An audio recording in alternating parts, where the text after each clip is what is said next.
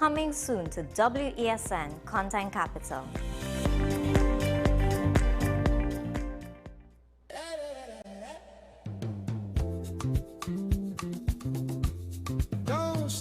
Previously on Coverstar. Just keeping on with my flow.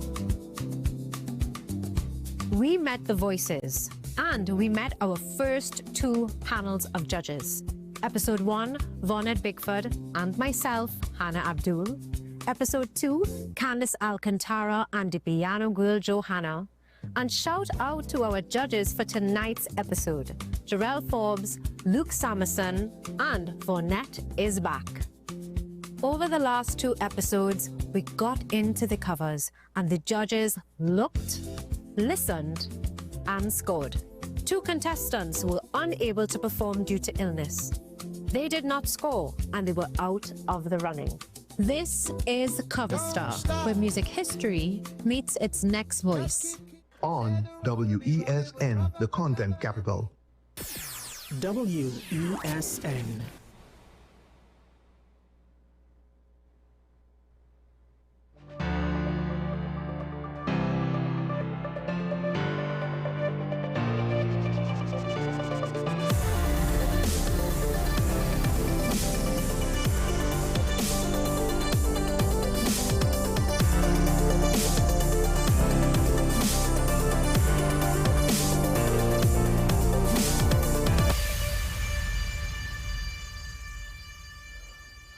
Yesterday we had the opposition chief whip, and not too long after his appearance on Talking Point, I believe there was a press conference by the opposition. I say I believe because I wasn't actually able to see it between traveling and a power outage.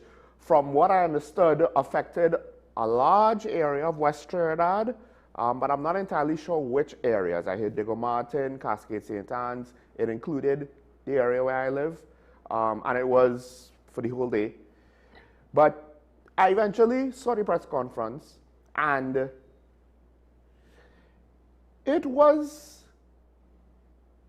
an interesting and appreciated exercise. Initially, when I started to watch it, and I saw the time because I'm seeing it after the fact, so I know how long it's going to go, I was afraid that perhaps the current opposition was potentially making what I viewed as a mistake of the previous opposition, where you basically just throw out every and any accusation you can, and you just bombard the public. You know, look at what the government is doing wrong. This, and you don't necessarily give the public a chance to breathe on everything that you're saying because you're just throwing so many different things at them. Then I had to realize the press conference was about an hour and 40 minutes. I do a 2-hour show. And I do a 2-hour show daily. So who am I to say that their press conference, is too much? But they are political opposition. They are providing a political message. I do political commentary. I technically don't, or I should not be, and it is not my intention, to provide political messaging. So of course, them being opposition, it's not quite the same as a media platform that is not centered around one side or the other. But ironically, one of the things that Marvin Gonzalez himself, when asked with regards to, well, he on 2 situations, he alluded to having more information, and when the media questioned him, and rightfully so, why don't you reveal all of this extra information you have? The first answer, I would prefer maybe he didn't say, because it's a little too tongue-in-cheek and doesn't really satisfy the question. That, I don't want to do the government's job for them. If you have information, I would prefer it be disclosed as a member of the public and as a member of the media. But then the second answer, I couldn't necessarily fault him for, because he said, well, I don't want to give out too much. I need to let people digest what we've said. And given the fact that I, at the beginning, had that thought, it looks as though, because I believe it was at least 4 speakers, they spoke on different topics. I hope they're not going to do the same thing that I saw in the past, where you're being bombarded by the previous opposition with just too much stuff, and a lot could be lost in the shuffle. The good points could be lost in the shuffle, right? Because I saw that happen with the UNC opposition. Good points, and then a mountain of just text, which was difficult to distinguish, to differentiate. But to be fair, there was a fair amount of reasonable, I'll say reasonable content, some of which I would say is subjective, in the sense that all of the speakers were, they had good presentation skills, good speaking skills. Hans de Veens led off, and I have to say, as an orator, I was impressed. I don't believe they were speaking off of a teleprompter. But a lot of his points, I would argue, can be debated, right? We don't necessarily have like full context and evidence to say with finality his arguments are 100% the truth. Not that he was lying, and he made reasonable arguments, and he pointed to issues with what was going on in Carnival that I think warrants further discussion.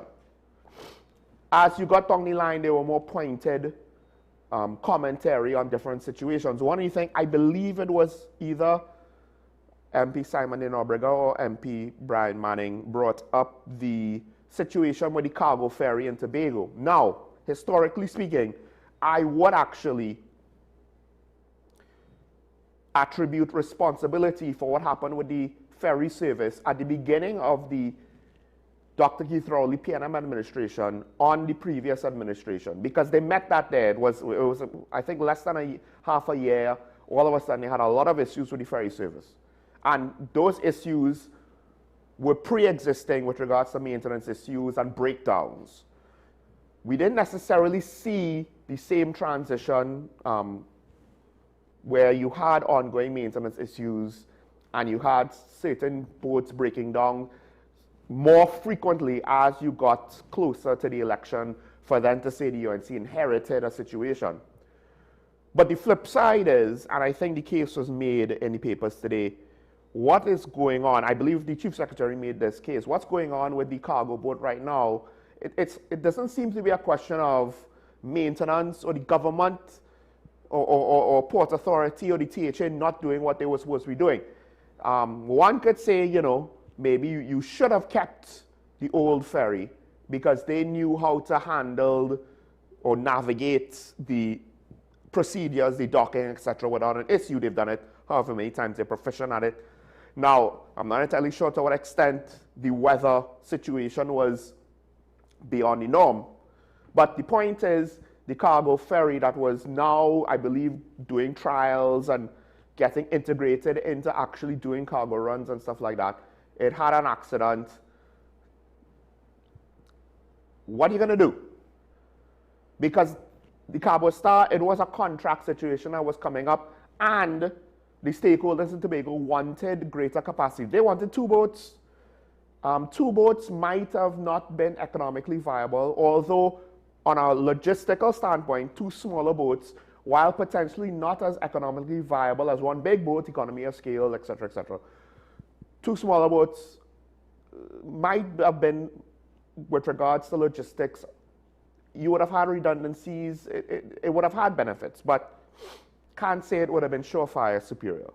So anyway, we reached where we reached. So that was one area where I thought that was one of the most, not even subjective. Maybe you shouldn't have brought up the government failing the ferry service. I wouldn't call it a failure.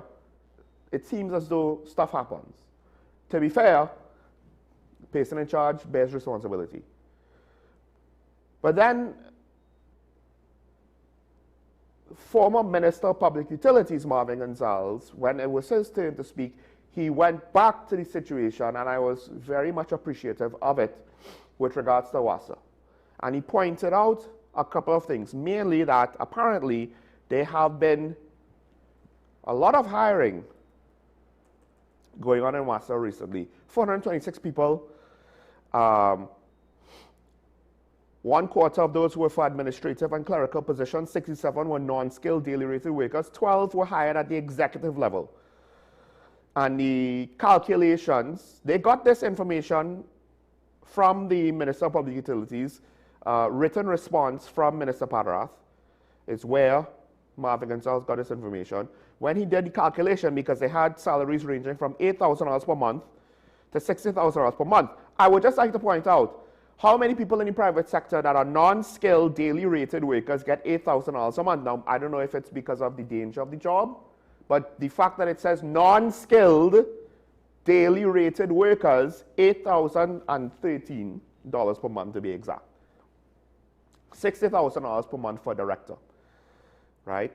I assume it's 12 of them. So they got the salaries. When they did the calculations, it was upwards of $60 million. He didn't say per year or per month. But I mean, even I'm assuming it's per year, because so then I don't know how much more that's going to add to the wage bill. Now, Minister Pattara did respond, saying that there was a significant human resource gap. That's an interesting claim to make, one that I wish that he would provide evidence to prove, because, and it could be a misplaced assumption, but I believe the assumption is state entities like WASA are over encumbered with redundant employees, right? Now, the government made the claim that with regards to the, ironically, executive level, this is the quote, what we have sought to do is reduce the executive from what they had from 35 members to just about 7 or 8 members. Now, it's interesting because according to Marvin Gonzalez, they hired 12 new members on the executive level. So did they reduce it to 8 and then increase it by 12 to 20? Right? Again, if the thing is, I don't know if Minister Pattara saw the press conference. Marvin Gonzalez made a claim. If you're not going to dispute the claim, and he's saying he got the information from you, then I am forced to believe Mr. Gonzalez on the fact that you added to the executive, which was the main point that the government said, we're going to reduce the spend, because look how the PNM is doing. There's too many executives. They didn't necessarily give us the context of how much is too many executives compared to what is the necessary amount of executives, right? They didn't necessarily give us any sort of explanation as to why this is bad. And I'm left to speculate that it's similar to tax the rich. Everybody likes taxing the rich. No one necessarily thinks, well, first of all, a progressive tax system where you technically pay more taxes at higher levels before you start saying add more taxes to the rich is already, some could argue, unfair, as opposed to saying, well, everybody just pays a percentage because their percentage is greater than your percentage, my percentage, right? But I can understand that you want a progressive system to some extent because there are people at the lower end pay very little to zero. They're barely earning anything. What's the point of trying to tax them, right? Reducing their spending power, making them go bankrupt. Who knows what else could go wrong, could upset their economic apple cart, and then the economy loses whatever spending power they have if anything goes wrong with them individually, personally, right? But it sounds good, tax the rich. But there are other implications. Like, what if the rich leave? That's what's happening in California and New York. The rich are like, nah, let's leave. I think the governor of New York is having to push back against the mayor of New York's initiatives because she's not willing to take that gamble, apparently. She said that on American national TV, that the rich won't leave, particularly after what you see going on in California and big tech looking to, big tech is supposed to be liberal and progressive, and that's, you know, they're in California and they believe in social justice, and they are going to Republican Texas because at the end of the day, businesses need to not lose money if they want to continue operating. So was the whole, well, we'll reduce the executive, was that just because it sounded good? Because again, we got no context, no framework to truly assess what that meant. And also, technically, the government just conveniently didn't really talk about the actual staffing levels in totality at WASA, because it's not as though they came out and gave us an affirmative defense as to why the current staffing levels in WASA were optimal, were fine, were necessary. They didn't do that. They didn't go into that level of detail to justify the status quo. They just kind of left it kind of up in the air to say the status quo is fine. You know, they imply it by what they don't say, by kind of how they frame the situation around other things. Surely, it has nothing to do with the fact that essentially political promises were made so that political quid pro quo could be kept. Because, so Minister Parath is pointing to the fact that, you know, people were hired on a needs basis, short-term employment, right? But I want to get this one specific thing that he said.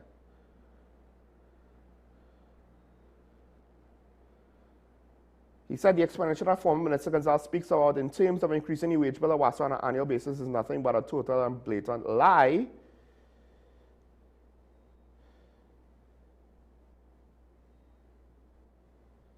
Right?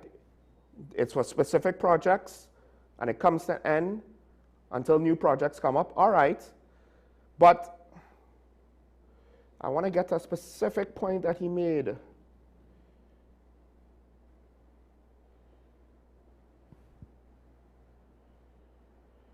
Because essentially, the situation that, right, Minister Parath apparently rejected what Marvin Gonzalez said because his stance, or his claim is that the information presented is devoid of proper context and misrepresents the circumstances of WASA. One issue why I can't fully believe that statement, I could partially believe it, but I can't fully believe it, is because Mr. Gonzalez said, well, they asked for certain information. One of the information that was not provided was the criteria upon which people were hired. They cannot say what the recruitment criteria was, how those persons were employed, what was your educational qualification to fill the post. Because one of the things, and it wasn't stated in either article that I saw in either of the daily newspapers, that's going to take some getting used to, was either in its initial contribution or in, I believe this might have been in the questions by the media. Mr. Gonzalez pointed back to the whole situation with the changes to the executive made by the government. One of the things was about an HR director, which Minister Parath is saying, well, he opted to resign because of family commitments and health issues. And I believe it's either the CEO that replaced the previous CEO from the previous administration or this HR director that Marvin Gonzalez was pointed to, saying maybe he resigned because he was forced out because he was making the government look bad. Regardless, I do find the whole thing with the short tenure of the first CEO appointed to WASA and everything that has gone on with the PSA, etc., with all of the political campaigning, which some might say the PSA's own constitutional bylaws says they're not supposed to be doing those things, but I guess, let's not, I couldn't find it for myself, but I've been told that's the case, but maybe it's not there. The whole situation, there's so much not being said. There's very little actual explanation. And more importantly, a lot of emphasis was placed on the WASA report. And I have said this, I think, yesterday. If you disagree with the PNM administration's approach on WASA, that's fine. Okay, fine, right? But I don't think anyone could reasonably say, oh, WASA, everything's great here. You know, this is the model of efficiency and government productivity, and everything that could go right is going right, and nothing that could go wrong is going wrong. So there's no explanation as to what the situation is with WASA. You know, if you're saying we're going to scrap a whole report and we're going to scrap all these plans, why? I understand people want to just make the assumption, well, it's the PNM's plan, so it has to be wrong, and we just automatically don't believe it. No. Because if you operate on that level, do not complain when PNM supporters don't want to listen to what you have to say. Will automatically say what you're saying is a lie, what you're saying is wrong.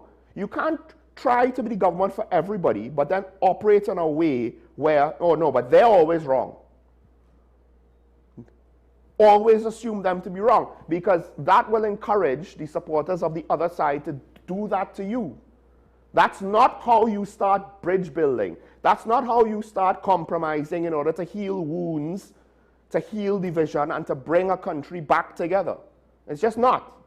So, let's not assume, because I also think it would be irresponsible for the general public to just assume because there's a balise on it, it has to be wrong. If that was the case, then the country actually probably would have collapsed long before the UNC could have been elected in the first place. So, it might have been wrong. It might have been right. A responsible approach to the situation would be to explain why it is wrong, and to explain what is your alternative, and then explain why your alternative is right. But we didn't get that. What we got, and this might sound harsh, but I'm literally backed in a corner, because what did they do? They made political promises. They didn't explain why the political promise was fiscally sound, and it was in line with the duty to the public. And then now when it came, they did a whole political dog and pony show. They ripped up the report. Yay. They didn't go into the report to my satisfaction. Maybe they did it once or sometime before, previously. But part of public engagement and messaging and leadership is because it's difficult to get complex issues across. So you have to know, hey, sometimes you got to be redundant. You got to be patient. You have to take things step by step. You have to explain things sometimes to an arduous degree. We didn't get that. We got a lot of rushed things, a lot of assumption, a lot of lack of explanation. And I'm not necessarily comfortable with the whole thing, because in hindsight, if you want to nickel and dime us for thousands of dollars here and $100,000 there from this fine and that tax and whatever, how do you justify a $3.8 billion back pay bill on this budget alone? More on the press conference later on. I've taken way too long on this topic. I'll try and be quick. There have been some good news. One, the fire service, they got 6 new trucks, but the head of the association says this is just a drop in the bucket. That said, this should be a priority. I would very much appreciate if somebody would come out and say, what is the objective minimal level for the fire service with regards to tenders and what station? And then, because not everybody might agree with the plans of the distribution of tenders and fire human resources, how many goes to this station, is that station going to be closed down, etc., etc. But then have someone explain it to the public. Why does this station have 3 fire engines and that station has 1, right? Have someone explain to the public. Have someone explain the philosophies of the resource allocation to the public. But also, so that the public will have context in the how many are we short by.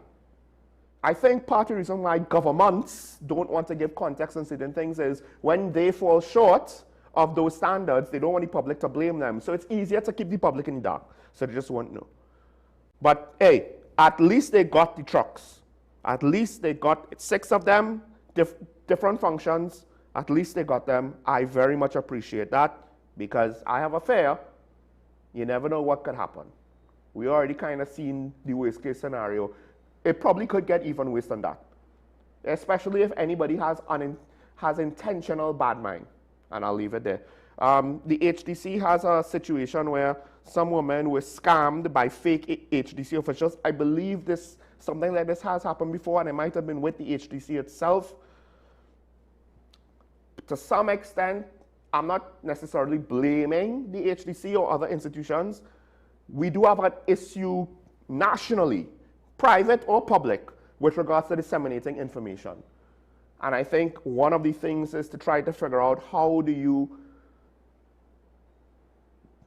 ensure that people get the information, at least where to start to go. Because if you go to the wrong person at the start, then it's really easy to mama guy and fool you.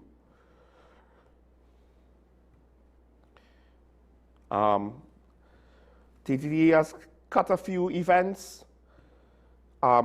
Cinema One, they report a $92 million loss. All that to say that right now, if the whole situation, the whole exercise, where we have a disagreement with CARICOM, which could have been handled a bit more diplomatically while still remaining in the same position, but you have a disagreement with CARICOM, you're saying kill them all, right? And you're all in with supporting the Americans. The thought was, it was to potentially, hopefully, get their support, approval, what have you, with regards to our engagement with Venezuela and their oil and gas sector.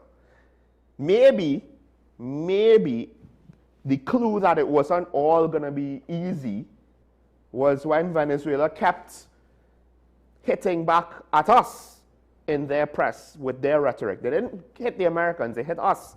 So now it's up in the air with regards to what's going on, because the Americans are getting their share. Right? Apparently they have an oil export deal with Venezuela, a $2 billion agreement. They have had limited sanctions relief with OFAC for Venezuela. But we have yet to hear anything. This was reported a couple days ago, right? I don't know if the Americans have moved on and we're left kind of holding the bag. No one is considering us anymore, maybe. I don't know. Or maybe the behind closed doors diplomacy of the current administration, maybe they tripped up somewhere, made a mistake somewhere, right? On some level, this is not a situation that we normally involve ourselves in. So you could understand that mistakes can be made. You don't necessarily want or appreciate it. However, yeah, if that's the case, if you know what you're doing, don't play any big fish.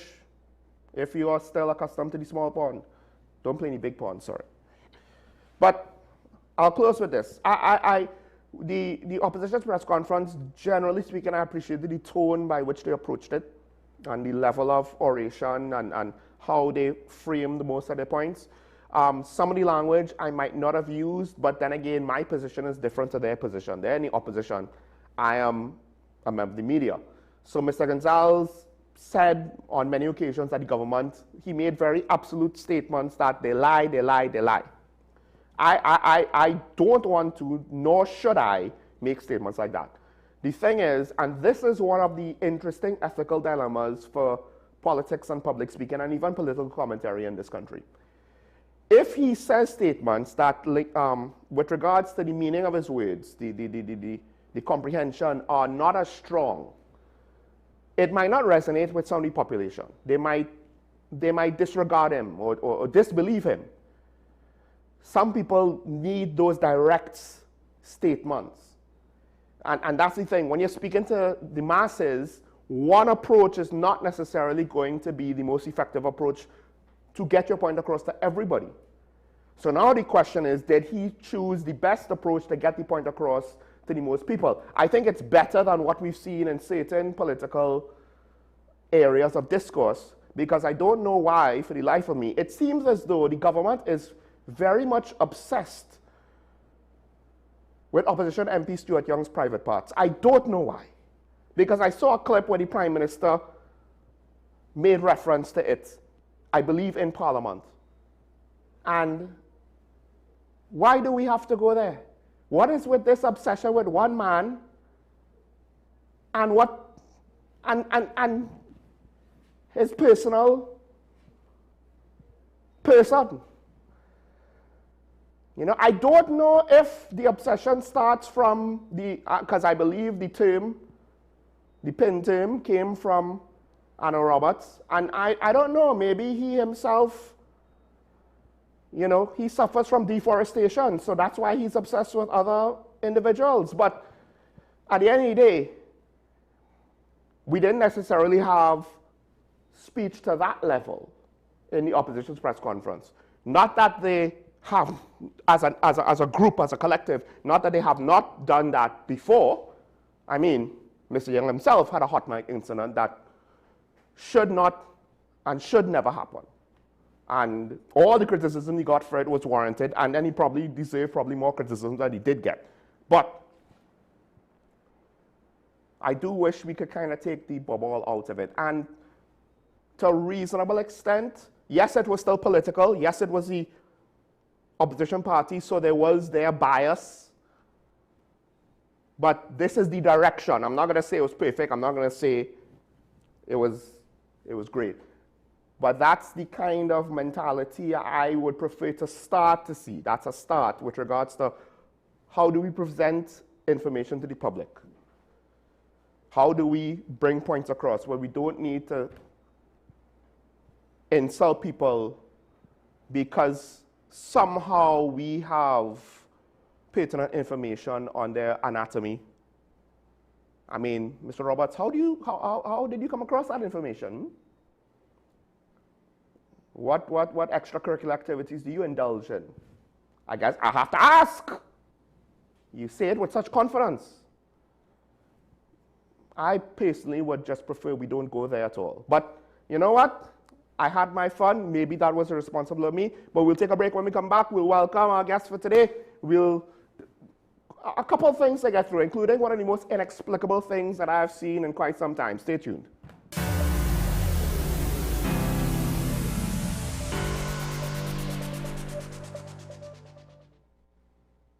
Join the Face of Sports host, Andre Batiste, alongside his NFL co-host, Sean Michael Small, at the WESN Super Bowl watch party. The location, Murray's on Moco-Rapa Road, Super Bowl 60, Patriots versus Seahawks. Join us to watch the conclusion of a great season of American football, the spectacle of the halftime show, and the phenomenon of Super Bowl ads. 6 p.m. February 8th, Murray's on Moco-Rapa Road. See you there. Hi, I am Emiliana Beechan, and I am a mental health and conflict resolution consultant. Welcome to Mind Matters, the show where we explore the intricate world of mental health and the art of conflict resolution. Join us as we hear from mental health professionals, conflict resolution experts, and everyday people who have transformed their lives through understanding and communication. Mind Matters, coming soon to WESN Content Capital.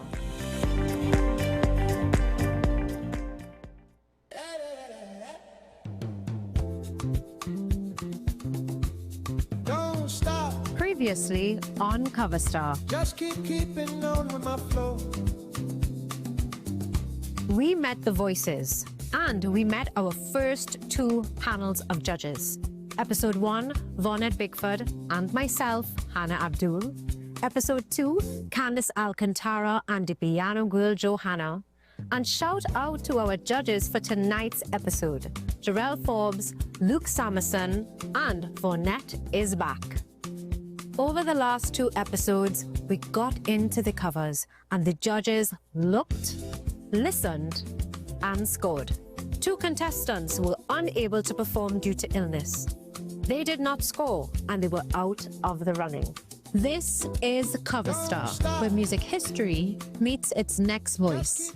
On WESN, the content capital. As you come in. Long time I see you. This station complete. Ready for children party. Mommy! Jay, you can't go nowhere with these children. And you know you can't depend on Kevin neither Steven to see about them. Yeah, total waste. So I supposed to stay home whole time? Jada is 12. She could see about them. You just leave Jada to see about Kia and Kayla? I thought it's your mother or your sister. Who? Them always busy. Chida could handle that. She cooking and cleaning a long time. And the next two, better know what time it is. It's only me, you know.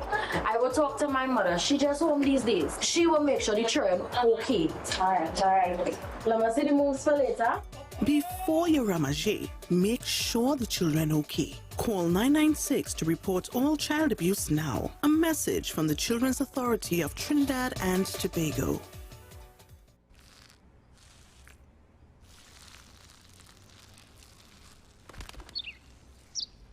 Maybe he landed here totally by coincidence. But if by chance he's admiring your fresh coat of Benjamin Moore soft sky blue, well, that's a pretty high compliment. Coming from an expert.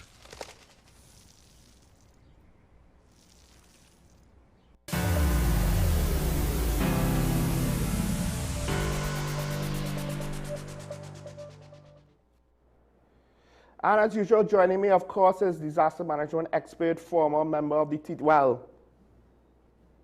soon to be former member of the TTPS, Mr. Ashraf Ali. Ashraf, welcome back to Talking Mind. It's been fun, right? It has been fun. I mean, the amount of comical things I'm hearing on social media with respect to different perspectives. I mean, they really say Trinidad and Tobago is not a real place, yeah? Well, listen, before we go on to the serious funny topics, we have a funny topic. One of the most inexplicable things that I've seen in quite some time, because I have never seen this before in TNT. I don't even know if I've technically ever seen it before, ever, right? This specific set of circumstances probably have in some crazy YouTube video. But, you know, usually you kind of be like, is that even real? You know, like that's some crazy people in some crazy place. But I guess we are not a real place, so we are also crazy people in some crazy ways. What am I talking about? I don't know if Ashraf have seen this, right? It's not that long, but just, you know, pay attention. If you blink, you may miss it twice. Let's cue this.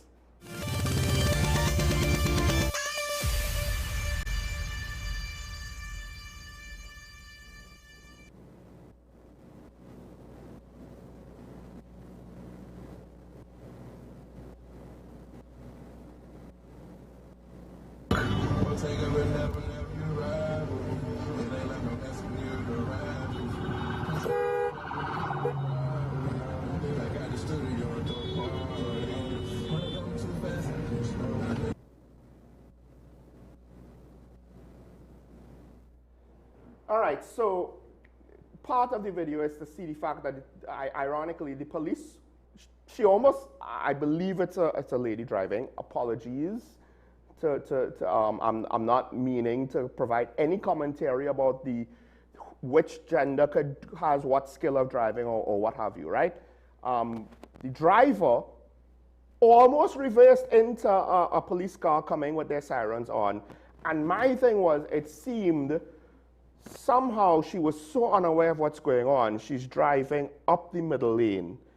And it seems as though it took a while for the driver to realize, you know, maybe I'm going the wrong way. Right. So if you watch the location on the highway, the CRH highway, that particular signage, fixed the green signage, that is just beyond that is the entrance. Is the entrance when you come from Stratton Lodge. Right. And that entrance leads straight onto the highway. Yes. When you take that turn, and if you want to proceed back to UE, you have to make head back east. Head back west and to go to UE. By the Savannah there, behind that side street, go to UE entrance. Right. There are vehicles also that if you want to go east, you filter onto the highway. I strongly suspect that this driver saw the entrance to the highway and wanted to proceed onto the highway. Yes. If you understand where the direction this driver is driving heading west. Yes. On the correct side of the highway. on the westbound, heading west in a westerly direction, on the correct side of the normal, the proper side of the highway, was not on the eastbound, on the eastbound. So it was the person was actually driving on the right, the left side of the highway, heading up east. This driver actually believed that they want to head on a correct highway. You think that the driver believes, because I'm listening to you and it's almost sounding like the driver was correct. I'm like, what do you mean? No. Right, okay, so the driver is not correct. Right. But what I'm saying, in the driver's mind, this individual made a wrong turn, literally made a wrong turn on the highway.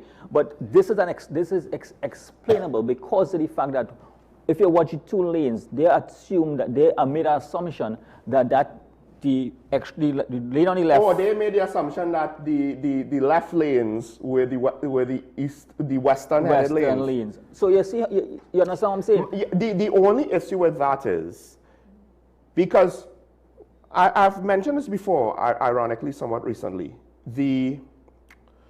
With regards to like roundabouts. So when by Queen's Hall there, I saw someone. It could have been with Chris Arun. A car basically kind of bypassed the roundabout in a way that went head on into the traffic, and I'm like, oh, that person obviously isn't from here. But there's a difference not being from the west and running into like a road. Because when I go to San Fernando, so I'm sure I've encountered situations like this, not on the highway directly. Well, hold on. This is why. Because when I go to San Fernando, I don't know which turn off is to go where, and I can get lost. But what I do know is it's a highway. And the thing with regards to the north, south, and east-west highways, on some level, unless you're a driver who literally only drives in the northwest or only drives in San Fernando, for you to not be aware of the structure of the highway. Sean, I will give the driver the benefit of the doubt in terms of not knowing. If you watch the distance, if you know the area, if anybody knows the difference. The first turn off, I could be very wrong. But I do think that it's actually a convergence of two roads coming onto the highway, one of which is angled already eastwards, and then maybe one is coming out, so you're perpendicular. Right, so you don't really, if you're coming out from Streatham Lodge area and turning into UE or filtering out into the highway, you can only filter east. Right. If you have to proceed west, you'll have to take the side street heading towards University of Western East. There's a side street there. Right? It's just, I understand what you're trying to say. The problem is, this is the highway. It's not as though the two right lanes are devoid of traffic. So this is where we have two things happening here. Because she's watching cars drive faster on both sides. There's two things here that is happening that we have to look beyond. One, if was not for the, and this will go into the other topics that we're talking about, right? So I'm just touching on it. Right. If it wasn't for the dashboard camera that this vehicle have, we would not have known. Yes, that's a good point. That is one. Two, if there was proper signage at the location where this driver came out, where we already have some poor signages and road markings on our roads, right? Giving persons who may or may not have been familiar with the area, may or may not be familiar with the area, right? Road markings as well as signage would have assisted. No, I don't know the driver of this vehicle. I don't know where if the driver is local or otherwise. I would assume local. However, that is an assumption we could make. Even in our local driver driving in different parts of Trinidad and Tobago, and you're not familiar with those areas, you may get yourself in some challenges. Now, I'm not saying, and I'm saying that the driver is wrong. There was a video similar to this, where the driver was blatantly driving up the CRH along El Socorro, in El Socorro, and you actually saw the driver driving on the opposite direction and against the flow of traffic, and that was blatant. Yeah. Right. In this circumstance, the distance from there to here, the person may. But it's not a short distance. No, that is that distance from that. You see where the white wall is here? Yes, I know it's beyond the white wall. Right, but that is within almost 500 meters. I can tell you that. I'm just the thing is though, what makes it a little bit because if this was a local area, the problem is the national east-west north-south highway is a little bit more than a local area, right? And also one of the things is some level of awareness, because I'm trying to understand how it says she could turn into 4 lanes of oncoming traffic. It is not 4 lane 3. We don't necessarily know if anyone had to dodge out of the way. I am familiar with the area. Oh, okay, sorry. When you say 3, you mean you don't. All right, there's not a 4th lane on the outside. Okay, right. I am absolutely familiar with this area. Apologies, right? This is my area. I misspoke. But my point is, it's on the highway. There's a set of cars going west, and on the other side. Listen, this I am telling you, it is reasonable for someone to make that because of the fact of 2 things. There is a lack of signage on that street, that particular junction there. If there's not there's no signage. Well, I can't argue with that because. So I know the area fully well. Yes. And you can't get yourself in a situation like this. If you're not familiar with the area and you make a wrong turn in this context, this happens. The good thing about it, and I'm saying it's two good things, 2 positives out about it. The video footage and the fact that the person wasn't driving at any specific, a very fast speed to cause any collision because they realized that the person really realized that, hey, something is really wrong here. It wasn't adding up. I just think it's reasonable that you maybe think about where you turn into before you make the turn. Because the problem is, we're saying it with the benefit of hindsight that nothing happened. Good. But if something happened now? However, what I'm saying, these type of things can happen to persons. And when these type of things happen, right, we have to look at it from a different perspective. How can we put systems in place to avoid such a thing happening if it is just negligence? Yes. Because it's, at this point, it really shouldn't be about blame. It should be about trying to prevent it. Like at the end of the day, you could say, oh, she's responsible. But that's not going to help anybody if an accident happens and people die, especially if she dies. No, if it is something that is happening on a regular basis, it means that there's the system there, where whatever management system there in terms of signage and thing is a problem. But in this, it might be isolated. So then it could be, and I'm saying, I'm not giving anybody a defense, but I'm just showing that I always like to give the benefit of the doubt in a practical term that individual wasn't familiar. However, you realize that the driver was not confrontational, wasn't argumentative. They realized, listen, I think I was going in the wrong direction, and it clicked.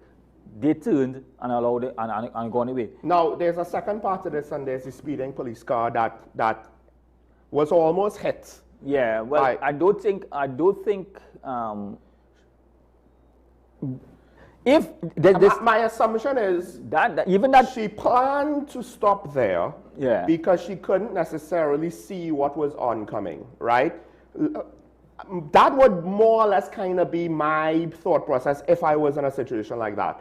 You know, don't try to poke out because she's the driver, so her back end is going to poke out before she could see around the vehicle that's in front of her. I want to give kudos to this driver who had the dash cam and the manner in which this driver dealt with that situation. Well, to be fair, that driver, listen. There's a reason why a lot of the audio was left out. That is okay. That is all right. But he wasn't confrontational. But I'm saying that even though I would have gotten very really seriously. He was kind of like that, but I mean, he was calm. He was calm. But the good thing about it, he allowed this driver to make it turn. He provided some level of he had no other choice, right? Because there's a risk that he was taking at the same time because he stopped in the middle of the highway. I think people might say obviously he's not going to drive through her. No, an irresponsible driver would have kept his speed and tried to do some maneuver, and, yes. And this driver now realizing could have gone directly into someone else's path, but this driver was responsible enough. Because of the circumstances, you say, you know, it's understandable. The police have sirens and they're going. They might not even notice what's happening, in part because it's so inexplicable. Who is expecting a car to be doing a three-point turn? But this highlights that we also have drivers who are not familiar with some of the roads, as well as we have responsible drivers on the roads. Not all drivers are irresponsible. This driver who stopped there, all right, and made sure that the other driver, whether the voice was shut on, he was calm. He was calm, but his language was colorful to describe the situation. I mean, that he had a hard time believing was real himself. I would have had a hard time. Yeah. But even though he had a hard time, I would still say kudos to this driver, because the driver was responsible enough to ensure that this the driver in the blue car was doing the wrong thing, whether actually knew what it was doing, but they gave that driver the opportunity to turn, right? By using his vehicle, he put his vehicle in at risk, where somebody could have run into his vehicle and allowed this driver to go. So yes. That's also something important to say, and that's why this whole situation is so dangerous, because I've brought this up before. When I'm driving, you know, there's you could argue there's like three different types of traffic on the highway. There's when there's a lot of traffic, so no one's driving fast, right? And you're not necessarily bumper to bumper, right? But there's a lot of cars, everyone's kind of forced to drive at a limited speed. Then there's when the highway is relatively clear, particularly late at night. You're going to have the people who are like, I am not a daredevil, I'm going to drive at a reasonable speed. And then you have the people going above 140, right? Yeah, but the road is empty enough that if you don't want to drive at 100 or 90, and even driving at 100 is not going to keep pace with some of these guys, right? If you want to ensure no one runs into you because they're speeding, you could go off to the side and you're fine. Yeah. Then there's the middle ground, where there's just enough cars to be cars all around you that want to go at 90, want to go at 100, want to maybe go at 110. And if you want to go at 65, you might be in a weird spot where it might not actually be responsible to drive that slowly, because the flow of traffic is dense enough, but also a lot faster than you. Even if you watch the two vehicles on the opposite sides of the lane, they kind of slow down. They kind of shock at the same time. No, because they're watching this thing oncoming on. So that's the thing, like for people to slow down on the highway, it could have been worse if there was a period where they had the multi-car mashup. Yes. I think that might have had, that accident was caused potentially in part because there were more cars on the road driving at the usual, even if it's under the speed limit, right?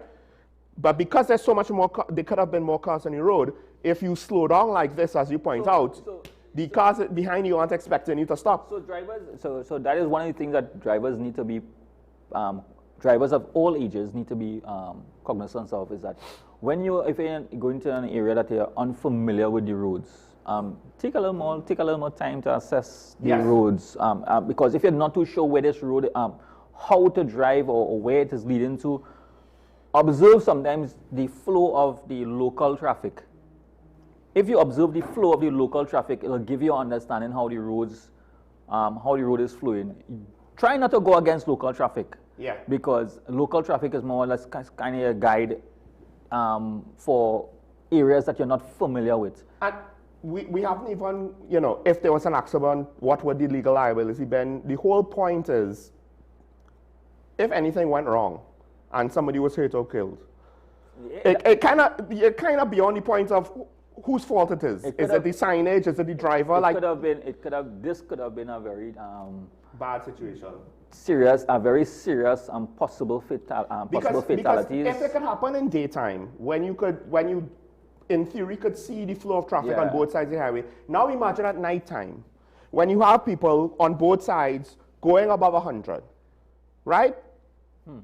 And then you have a car just facing the wrong way, and if you're not aware of the situation, and then we're in Carnival. So what if you have someone who is drinking and driving, heading east, then someone does this, the person who does this at night also could be drinking as well. As you mentioned, the issue with Carnival, during Carnival period, roads are changed, directional flow of traffic is a change in the roads. So sometimes persons may not be familiar with the new traffic arrangements, and you end up in situations where persons believe that if this was a normal route, normal flow, so following the normal flow on a regular basis, not understanding that during Carnival periods. So when you say don't assume the flow, look at the actual flow in the moment. Yes, and then you would be able to to avoid situations like this. So thankfully, nothing seriously came out of this. Kudos to the driver who actually stopped and allowed that blue car to turn. But now, these are some challenges that you had to look at. We assume this police siren was for legit reason. I say that to say, I just want to take that off the board, right? Yeah, because if they have an actual situation that they're racing towards that warrants lights, as much as you might think the police should like do something about this, talk to the driver, whatever, they might have a greater priority to move on. I do, and you made let's because what are they going to do? It is not. It's something that I don't think anybody would have expected somebody to be driving in the opposite direction. My point is, even if they noticed what was going on, assuming blue lights means emergency. Now, this seems as though it's going to sort itself out. Yeah, their intervention, how is it going to improve the process of sorting it out, make it faster, make it safer? You know what I mean?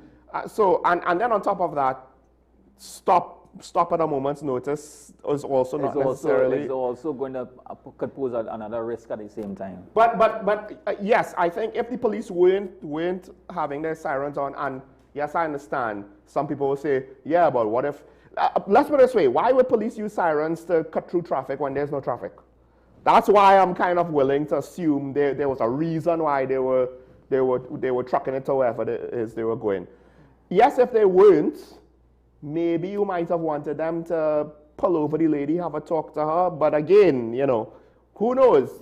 Who knows if there was another officer that did it? You know, you don't want to have the conversation with her in the middle of the highway, right? so that because I have seen police do similar things, stop all traffic so they could talk to a driver. I'm like, this is not very ridiculous. Yes, this is very counterproductive. Okay, with that said, let's switch gears now.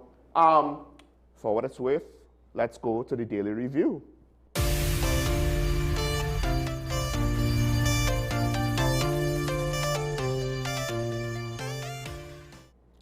All right, so on my show yesterday, I had Opposition Chief Whip Marvin Gonzalez, and he made a point that he reiterated at their press conference, and I mentioned it to you yesterday. And maybe I should get the statements, because I asked him straight up, because this is bothering me. We have the debate on the body cameras, but then we already heard from the PCA when they were like, well, we're investigating things and we can't get the body camera footage.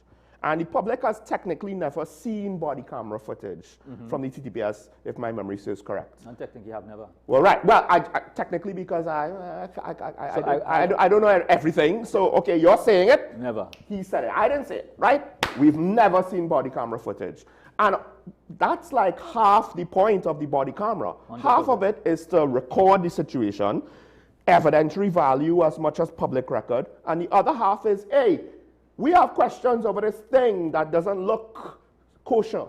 And the police service of whatever jurisdiction that is are like, hey, we have evidence, come watch it. Or at the very least, there was a situation that I highlighted a while ago where a young man was shot by an off-duty police officer in some city in the United States.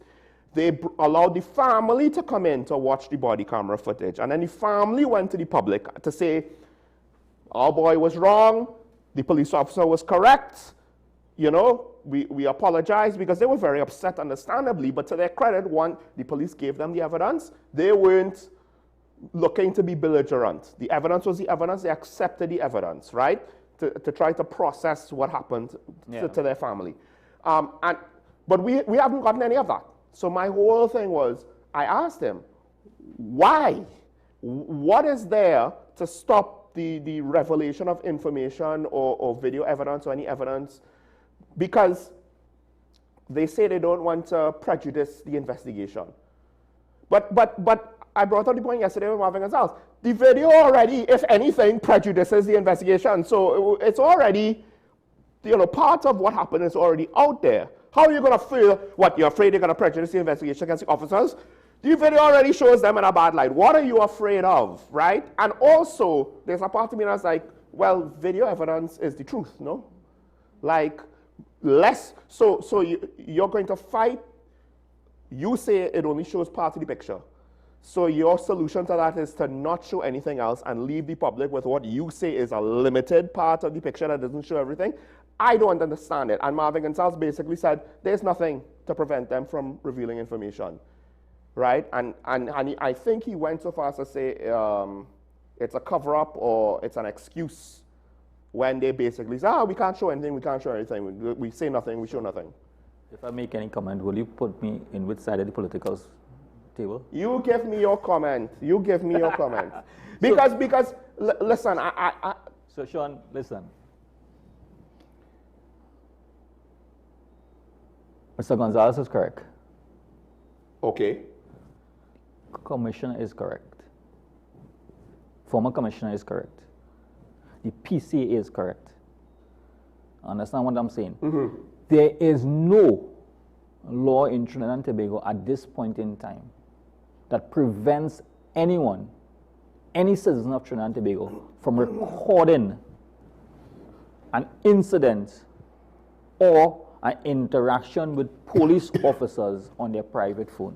But what? No, but specifically. Wait, let me. Okay. I know where you're going with, so Okay. I'm trying to set the foundation to where we are going. Right. The argument a lot of persons are making now with the new issue, it is the private phone and sharing of information on social media. Mm-hmm. There is no law that would stop you from sharing information on social media unless the information that you are sharing breaches the law as it pertains to the content of the information. If it is pornography, if it is nude Right. pictures, if it is contrary to some law. What could be published publicly? Publicly. My private footage that I recorded, I can share on my social media platforms. Mm-hmm. We're not talking about defamation of character. That is a different conversation if I say certain things about somebody. But if I show or I record an interaction between law enforcement officers and the public, and I've placed it on social media, there is absolutely no law that prevents me from doing such. The issue surrounding social media footage, videotaping of footages with your private phone is the interaction that you have with the police. Yes. There is no law stating that you cannot, but there's a law that states obstructing police officers in the lawful execution of their duties. I can videotape you. I can videotape a police officer performing his duties. But once you start to interfere or get involved while the officer is performing his duties, you can be charged for obstruction. And obstruction could deem where you start to incite the individual by telling the person, don't worry about them, they don't know what they're doing. Right? Yeah. By the words that you use, and you're videotaping to hear the comments of the officer, and the officer warn you while on video, please desist from obstructing me in carrying out my duties. That's a warning. Right. So some people might say, well, I'm not in your way physically. I'm not in your way physically. But you saying certain things that could add fuel to the fire. So you're aggravating a person that you stopped, and you're interacting with that individual, and while you're interacting, there's somebody else who's having a conversation with that individual, taken away from you operating within the ambit of law. I think people might not appreciate the fact that you saying the police don't know what they're doing, the police are lying. Some people might think, so what? The problem is, I have seen individuals respond inappropriately when having that thought. It doesn't matter if you think the police are wrong.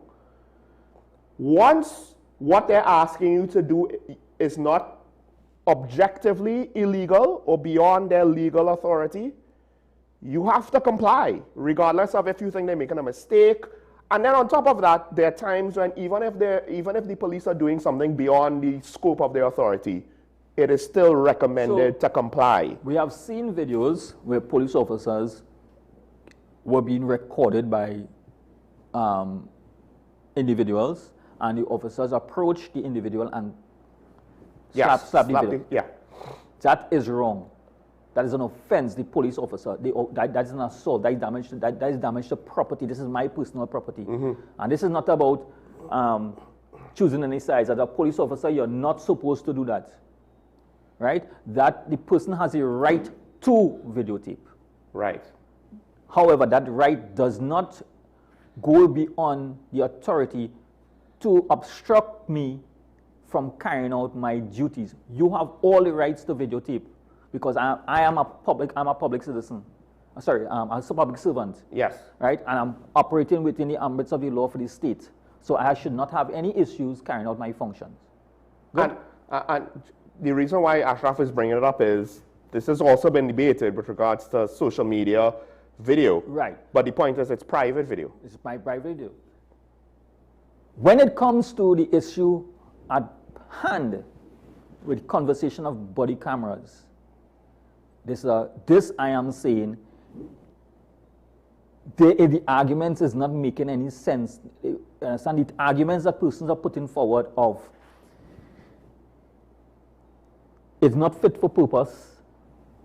Officers can put it on and turn it off. So what? That is how it is designed. We're supposed to have a policy in place for that. Yeah, and proper accountability will say, oh, well, there's no footage of an incident that is now before the courts. We can discipline you. There is a policy in place for use of body cameras. It states within the organization how to use the body camera, when to put it on, when it's not supposed to put it on. There is a battery life, like all electronic devices, on it. So I could understand that the constant recording of the battery life is going to go down, so you may have a small battery life. So if it is that you are saying that the current set of body cameras is not effective in terms of battery life, in terms of utilizing you want to get storage capacity on the camera itself, or even sending the information to cloud, because with the cameras you need to have Wi-Fi connections to send cameras. Yeah. So people talking about when you're recording, it goes straight to the cloud. Yeah, when you have a phone, you have data on it. These things don't really have data on it. It's and you want it to be reliable. And if it's not reliable, you might have the ability, but if it's not reliable, it's worthless. If there is need to upgrade the current body cameras to a more user-friendly in terms of storage, battery life, and getting data sent straight to a storage thing, so you have the information recorded, where you will have limited interaction with the user interfacing with the device to with the possibility of manipulating or erasing any recordings. That is a policy decision. Because this bothers me, particularly with body cameras, because there's always, well, we recommend officers wear the body cameras. I think this came from a member of the executive at least a year ago. That, amongst other things, why does it sometimes feel as though the HR of the TTPS functions like any other corporate office or public administration office and not a law enforcement agency? Sean. Because there should be certain things where these are the orders. These are the regulations that you can't break, and the measures to enforce those are a little bit stricter than just some random office. Please don't use out other people's sugar in the break room. This is the challenge I continue to face. You have body cameras, and because of the low public trust and confidence in the police service, the question is, all police officers should have. That is not logical. Right. Because there's practical limits? Not limits, but there's certain areas that do not interact with the general public. Well, so that's why I mean, there's practical limits, because to give everybody a body camera, it's not just the camera you have to buy, But the storage capacity, the there's charging docks, the Good. logistics, right. So yes, so there's so you can have a percentage, a large amount of cameras. The issue is right now, the argument of the cameras is not functional. There's all the arguments of why the camera cannot be used. If the camera was being used, as many persons are arguing, and there was evidence or there was footage being shared with the general public where interactions took place. I'm not saying negative interactions. I'm saying where interactions took place. So the public had confidence in the use of the devices and how the information is presented to the public. Well, then in the example that you just gave me here, in another state where there was a police-involved shooting, yes, then family members would have confidence to go and would have confidence in the footage that was being presented. Right now, if you present any footage to anybody right now with any incident, there is the possibility or the negative aspect of it. It is manipulated. It is not the real information because we never saw anything real. So if you have never shown me, I'm speaking from the point, if you have never shown me what the camera can record, then why am I to believe today is the correct information that you're giving me? But the thing is, they're still hiding behind, oh, well, we have evidence that there's more to see. Trust us, you know, the institution that you don't trust, trust that we have evidence that we can't show you. So there is two things when we come to evidential value for ongoing investigation, where the former minister would have said, Mr. Gonzalez would have indicated, and everybody has, and I agree, not all evidence, not all things that form part of evidence you're going to put into the general public domain. This is not what I'm speaking about. Right. There are certain things that the evidence is not placed because at the end of the day, you must present that evidence in court in a particular manner. CCTV footage from private cameras, if that is shared on public domain and the police need it, and if the police view it and they say, listen, this can add to the evidence of the investigation that is taking place, the police has to follow a process to retrieve that. They have to go to your location, they have to get that information extracted, packaged, and as evidence and placed and put before the court as evidence, right? So the police-involved shooting in the most recent one, if there was footage anywhere wrong in that area, and not only in the one that we saw, if anybody else in that area, that's one of the requirements of the officers in the investigation is to canvass the area to see if there's any other CCTV footage, private CCTV, and request from the individuals, will you be willing to share those footage for us? And if they view it, and if somebody shows me, yes, we have some footage, this is what we recorded, then they can apply to the court to get that footage for evidential value. That is what we're saying, that not all footage will be shown. It does not state that you cannot show that footage on your own, right? Because if that footage was not shown, we may not have known there was footage available of the incident. Also, I think if you want to say that, look, if people are irresponsible and show edited footage where things are cut out, where not everything is made clear, that's fine. But the example of the shooting that we had, I don't think anyone would say it was edited in any significant way, the events of when the car stopped or when the shooting happened and when the shooting ended. But one of the things that bothered me with the commissioner is how he handled the whole situation, the timeline of his communication. They challenged my officers or the officers and they lost or whatever. I'm paraphrasing, forgive me, right? Only to see the footage and then no, as far as we could tell, nobody challenged the officers at all, right? When police confiscate a gun, it's in the papers. Look, they found a gun, pistol, homemade shotgun, right? Assault rifle, whatever. No photos of no gun, no video of the gun, no evidence of the gun. And then he continues to defend the officers, and I'll get back to that in a bit, because I think what's happening to them, regardless of guilt or innocence, is also being, unfair, and they're being mishandled or mistreated, regardless of innocence or guilt. But my point is, in crisis management, how valuable is giving out the excuse way after the fact? Because the body camera situation was an issue before. But some of the explanations that he's giving about, well, this camera and this job order wasn't signed by the proper officer, and this one, and which one was obsolete, and what's not working anymore, and all of that. We didn't get any of this before when the body camera, lack of body camera usage and footage was in the national conversation, when the PCA brought it up. We didn't get none of that before. We didn't even get it, in a timely manner in the situation. It's so after the fact that it feels like an excuse. So my view is that all those explanations are irrelevant. The public does not need to know what is your procurement procedure. I mean, general public, right?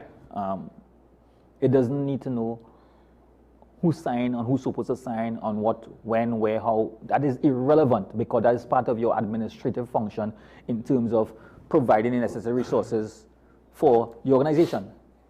Whether the former commissioner of police, and when I say former commissioner of police, not the conversation with the commissioner, former commissioner Gary Griffith, and our current commissioner, there were commissioners in between. So the former is his predecessor, not way back, right? Who signed on, who put all the documentation in place. So that is irrelevant in my opinion. What is relevant is the conversation of body cameras keeps coming up. Yes.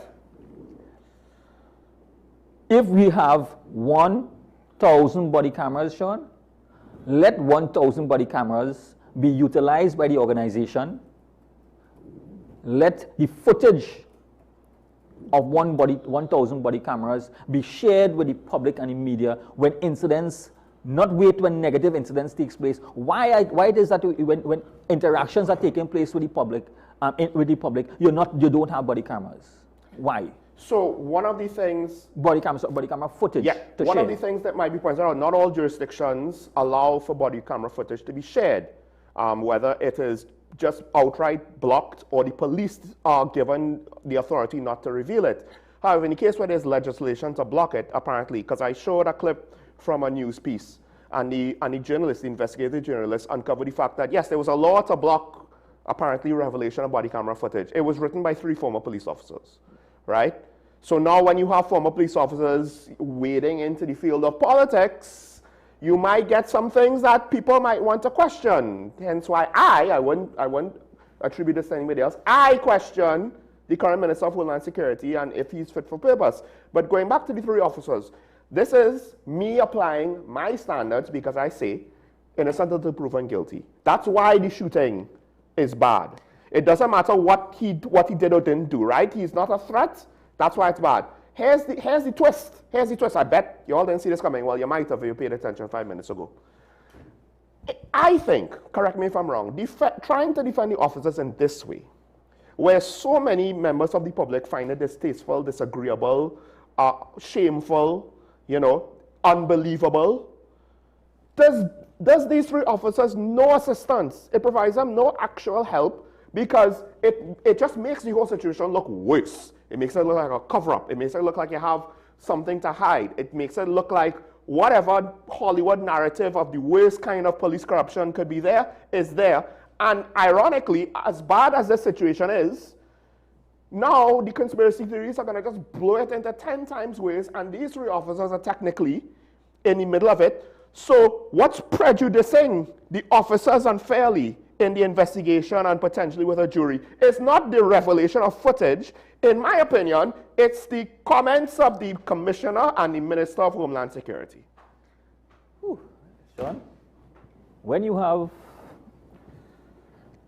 footage, or when a footage of this nature, and specifically footage of this nature, is made public with an already dissatisfied public with the law enforcement, trust and confidence is extremely low. And a footage of this nature comes out without proper explanation, proper management of the crisis, which is the police involved shooting fatalities, a crisis, without a proper understanding of how to manage that crisis and manage the crisis in terms of how you channel the information properly. We are in this position that we are in today. Because it is not about standing up and saying, I support my officers 100%. I expect any commissioner to support his officers 100%. That is the that is what you want your leader to do. But I am still saying that the commissioner is not the commissioner, is the commissioner of police. He has a responsibility to who? The citizen of Trinidad and Tobago also. So in this particular situation, I'm not talking general, I'm talking specifically to this situation because this is one I want to be on this because I don't want to question anything else because this is the main topic. When you see this, there is no doubt that it is not adding up, right? In a layman terms, the maths are mathsing. Okay? So if you see it this way and you say, listen, there is some things here that is not, it's not looking good from the video itself. You don't have the, but just watching the video say it's not looking good. You know you have a communication crisis of information to be managed immediately. So what you're supposed to do, don't chastise the video, acknowledge the video because the public already acknowledging that video. Acknowledge the video and give a comment on the video, not the incident. Now, let's go wider because you started in the next topic that I want to get into, right? How to restore trust and confidence, right? What can potentially be done? And not going to solve, you're not going to build Rome in a day. Ashraf is not going to magically give the formula that's like 2 + 2 = trust and it's over, right? But strategies that, you know, just you're not working in police administration or any capacity, so you don't have behind the scenes information. Generally speaking, what you think are some avenues? I mean, obviously, body cameras, yes, but I think at this point now, we're beyond the fact of, you just slap body cameras on the police and it's going to solve everything magically. Remember, one of the strategies that was utilized by many of the previous administration for the last 10, almost 6-7 years in the organization, there was a cry to the public, see something, say something. Yes, good. People have used that against the minister already. So, see something, say something does not say see something but do say everything. If I want you to assist, it means that if I see something, say something, it's not about reporting a crime all alone. It's about if you see wrongdoings, you bring it to the public, you bring it to the attention of the police. This video is at the attention of the police. Somebody saw a video that gives a different perspective of the incident. See something, say something. Take the information as is and address the information. Address the video. Addressing the video is the videos is where you will bring back some level of increase the level of trust and confidence and the level of transparency in this organization that we are willing to listen to the public. So when you're saying address the video, because on some level he did, he's saying, well, the video is not the whole thing, the video is not the whole thing. The problem is people don't necessarily agree with that. So are you saying he needed to provide an explanation as to why the shooting? Address the video, but in his narrative, he gave some explanation as to what transpired before. There's no evidence to support anything in terms of video footage to the public. The public is only seeing the video. So we had the shooting, and this is where he should not have limited his statements to say, well, I'm not suspending them. He should have said, what are we doing? What is the status of the officers? How is the investigation going? And so on and so on. So from my perspective, dealing with the public from that perspective, understanding what is taking place, I would have addressed the video. Addressing the video would have simply means that, hey, I'm acknowledging, yes, we got some video footage. Right. We got some video. This is not specifically what he should say, but the commissioner would choose his language based on his communication thing. But for me, this is just paraphrasing some of the things that could have been said to ease the tensions that was there. Yes, we got footage. Footage came out. We are thankful for this footage also on social media that highlighted certain things. They actually got the real footage, and there's much more than what you all saw on the camera. We cannot reveal all that we saw on the camera at this point in time because it's an active investigation. However, this incident, what you all are seeing here, right, by simply acknowledging that, listen, I don't expect anyone to say it's right, it's wrong, because you don't have the full facts of what is the situation. But if you're saying that the investigation is actually this incident is an active investigation, and we'll update you as information comes later, you can't change the public perception at that point in time. Right. So it sounds very, basic and functionary what you're saying, but the point is, don't try to fight the tide. No. Just state the obvious things that you're supposed to state and acknowledge it. Give an update. One of the update should have been explaining, and this is one of the things, they try to explain why the officers should get some level of counseling. That is a policy within the organization. It's an automatic thing. It's automatic. It's not an optional thing. No. They need to go. But also, because as Gary Griffin pointed out, if they're getting counseling, they shouldn't be on the streets. Yes, some people might say they should be suspended, but I think on a practical level, saying that they're on administrative leave, right, and that it is premature to suspend them at this time pending the outcome of the investigation, whatever. But because the practical thing is not about what we feel. The practical thing is, do we think they should still be on the streets as police? And I think more or less everybody will agree for different reasons, their own mental health, the sake of the investigation. The answer is no, right? Proper procedure, no. But he didn't say that. But here's one of the things though. What you're saying makes sense. The question is, the $1 million question is, because they should have canvassed for the footage. And I don't know if the camera was difficult to spot or not, right?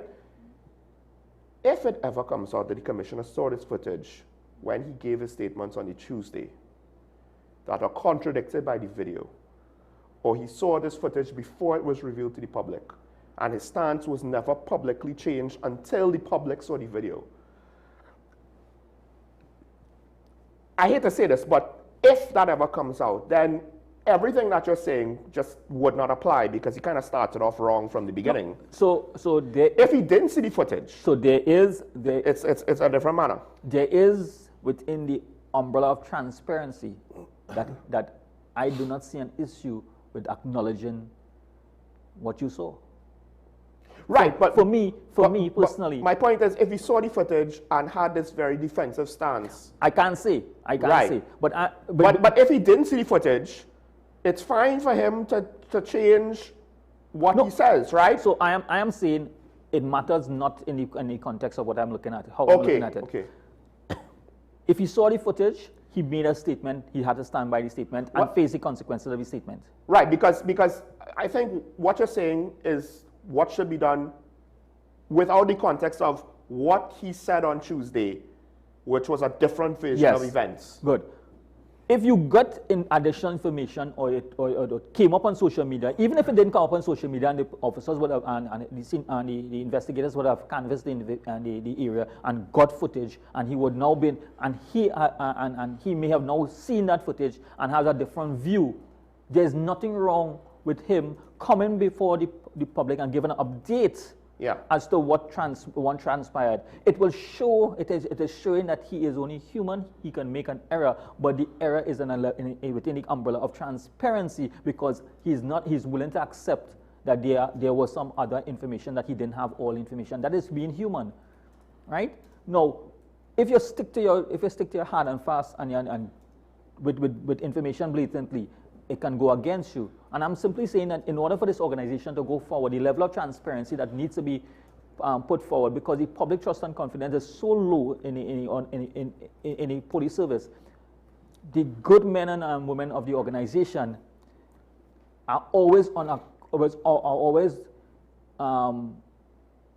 any engagement or majority of engagements that they're going to have is going to be from a confrontational position already. Hostile. Right? And everybody doesn't want to hear the word police. Anytime they see police, and now the sad thing in reality is that once you see a police officer stop anybody, whether they do something right or wrong, yes, cameras come out. Yeah. Because somebody always believing that the police will be doing something wrong, so they want to capture it. Now, one of the things is, I don't have an issue with superior officers supporting their subordinates. I have an issue when it seems as though it is, we are going to support our officers, 100% support, full support, 100% of the time, no matter what. When you literally just basically, you just always assume. That's how it comes across. Because I feel as though if you give yourself no room for like, well, some circumstances, we could still support you while we investigate and potentially arrest and prosecute you. So there's a misconception of support, right, and acknowledging wrongdoing. This same by who? This same argument, same discussion. Who has the misconception? The public. This same, I would argue with the commissioner. This same conversation along the same line when our Prime Minister supported some of the actions or supported the United States. They say is willing to support wrongdoing. And I was saying that you can support our entity. The commissioner supports his men and women in carrying out their functions. He is not supporting wrongdoing. However, if an investigation comes about that the men and women, while acting or carrying out their duties, did wrong, right? He has to support the laws of the land that the proper procedure take place. This is how I view it, right? So when I say that he supports his men and women 100%, I would love to, I am glad my commissioner supports his men and women 100%. I'm not saying he supports me doing wrong or no.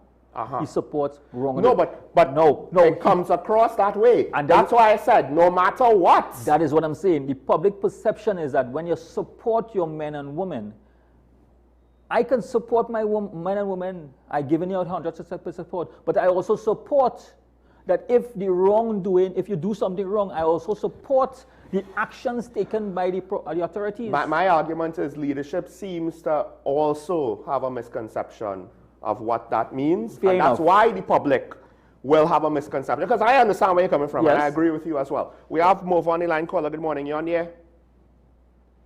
Good morning, Sean. Good morning, Mr. Amplia. Morning, sir. Morning.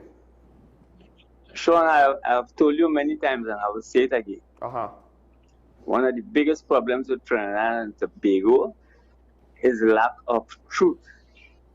We are not a people who publicly speak the truth, especially our fine minds, like our political scientists, our criminologists. Sean, the police service is tainted. The police service has been tainted since in the early, but like we keep saying, since independence. What started that was interference, political interference is a major part of it. See, from those Burroughs days, some people are still fooled into believing that Burroughs was this great crime fighter and whatnot. The police service is tainted. The police service needs a purge. The police service needs a complete reorganizing. That is what, and people don't seem to understand it. When the question was asked on another channel, do you think this commissioner, what do you think about his the way he's moving so far, his performance, so far? And what will it make a difference? And I saw people's responses. Yes, I have confidence. And I told the people in my circle, I say, those questions are really foolish questions. A changing a commissioner is not changing the police service. There are too many flaws. I mean, I am in my 70s, and I have a poor opinion about police, not individual police per se, right? But I have a poor opinion, and I didn't want to form that poor opinion. Is what I've seen and heard and read, you know, and the hierarchy of the police service. I don't know where their minds are. I mean, some of them should go. That's why I always say that I support the woman. But some look at that situation you all showed just now. I couldn't hear from the video, so I don't know if that police vehicle on the highway there had on a siren. But I have seen police officers in vehicles just drive past things that were so glaringly wrong in the roadway. They do it all the time. You would be there seeing something. I am by Mobile Junction. I'm seeing a car on the extreme left, swinging right. When they shouldn't be, and a police vehicle right, they're just going away. No siren. You see it all the time. The public's perception of the police didn't just appear out of the blue. Right. We have formed an opinion based on what we have been seeing for years. And mind you, I live on a main road. I'm sorry, but I'm going to have to interrupt you because we have at least one other caller waiting. Yeah, no problem. All right, thank you for that. I will respond. You made a very good point, a very important point. But we have another caller on the line. Caller, good morning. Hi, good morning. Morning, morning. What I'd like to say is that I hope you advise the young people that when the police tell you to stop, stop. That is what you all have to do. Mm-hmm. Thank you. Yes, no, we do say that, but perhaps we don't necessarily try to message specifically to young people. But that's generally the case. There's very, I even hesitate to even say this, right? On the sake of not being absolutist, it is an exception. It is an extreme exception. It is an incredibly extreme exception to not comply to the police. And to say what those parameters are, I'm not even willing to say it because people are going to misunderstanding and run with it. Like that is not something to choose to do willy-nilly or lightly, or you're not entitled to do it. You could respond later. We have Sanfan on the line. Caller, good morning. You're on here. Caller, San Fernando. Good morning, Sean. Morning, morning. Morning, Mr. Ali. Morning, sir. Mr. Ali, I want to go to a couple of things that you said. You talked about canvassing when the police canvass about body camera footage, right? Not body camera. And you also said not that body camera. CCTV. You also said that they can go to court. No, hold on. To get. Okay, go ahead. I said not body camera, conversation with body camera. I'm talking about. I mean, sorry, I mean CCTV camera footage. Yeah. My apologies. But I have seen where in Trinidad and Tobago here, where there was an incident and police went and confiscated equipment to get CCTV camera footage. There wasn't anything about warrant because the person said they never presented any warrant. They came and they were canvassing and they decided they took it. So what you're saying there, and what is the actual actions of the police, which they have done in the past, and even in this recent issue here with Mr. Samaru, people came out and said that the police came to their place demanding whatever camera footage they had. So what the law says, or what the police action is, that is where we have a problem. And that is just what Diego Martin says, and that is just what Mova is saying. Now, I want to also address one other thing with you, Mr. Ad. You remember the last week show that you were on, last week Friday? Mm-hmm. If I want to jog your memory. Last week Friday, the caller from Twin City made some comments. You went through the police training academy, right? Yeah. To become a police officer. Is it 16 weeks that you all would be? No, I got. Would be there for? I had 6 months. 6 months, okay, 6 months. No, and this is something light. So I want you to take it how I given it, right? At what stage after you pass out that they just give you the Balize juice to drink? They didn't. Because he said they didn't give me. All the police just get Balize juice. Well, we so got. I want to know, we got. What? We got juice. And I think it's just no. I've been light. So while we were in academy, we got juice on a regular basis. So I would say when I entered the academy, we were given juice. I don't know. Government juice? We got the government juice. So whosoever was the government at that time, we were getting the government juice. You get their juice. Yeah. All right. Thank you. Have a good weekend, gentlemen. You too. To be fair to Trin City, I kind of understand why he said it, but but how the point that Mr. Savano makes, I think, to kind of broad brush a situation like that, I could look at specifics as to why I think Trin City said what he said, but generalizing is not. It's okay. We have, I think, a Remo on the line, but caller, good morning. Hopefully the dogs.